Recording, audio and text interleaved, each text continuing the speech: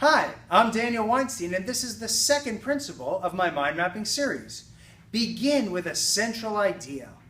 All mind maps must begin with a core idea and branches that radiate outward from there. My student Diana is going to show us a few of the mind maps she's created and explain the central ideas of each of them. Hi, my name is Diana Charlap, and today I'm going to take you through some of the central ideas behind some of my mind maps. So this first one is all of my dream jobs. In this mind map, I talk about all of the jobs that I wanted to have in the past and that I continue to want to have in the future.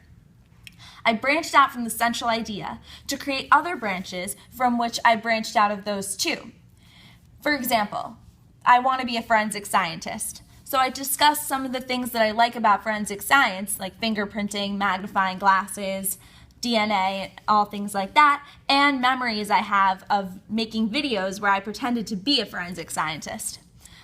Here is opera, because I love opera and want to sing opera when I get older. This is a whole thing that just kind of fell and spilled out of me because I love it so much, and I filled it up like bleeding on paper. This next mind map was things that books have taught me and other people in my life. I started with a central idea, a book that I like, or a series I like. For example, Harry Potter. Harry Potter books have taught me so much, and me and my sisters have often role-played about Harry Potter and had Harry Potter parties with each other watching the movies and reading the books. So I talked about a lot of that in here. Over here, I talked about Extremely Loud and Incredibly Close, a book that I've read recently and loved so much, and it taught me so much about 9/11 and parenthood and things like that. So that also culminated details about the book, but also the historical significance behind the book. This next mind map was me not being so happy about preparing for a Soc quiz. I started out writing We the People on the side because it was about the Constitution and the judiciary acts of that time period. So going through it, I was able to make a very concentric circle around the main idea of the Soc quiz and write some definitions and key things about each topic. For example, the Louisiana Purchase, and a couple of notes about that, how the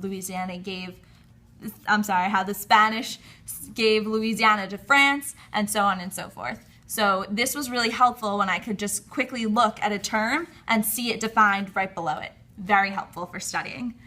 And this last one is about music. I have a really strong relationship with music.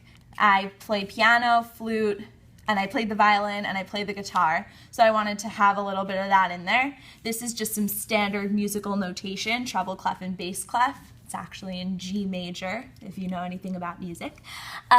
So around this central idea, I wrote about my favorite songs. I wrote about how music makes me feel. I wrote about specific people who have influenced my life in music, like my dad and my sisters and my mom. We all play music. So it's definitely helped me grow with music, understand my relationship with music, and it also helped me to feel music in a different way by writing about it instead of just playing it and singing it. So it was very helpful, and I really learned a lot about my relationship with music as well as music and all the music that I love to listen to and jam out to. Thank you, Diana. This has been Daniel Weinstein with the second principle in my mind mapping series, Start with a Strong Central Idea.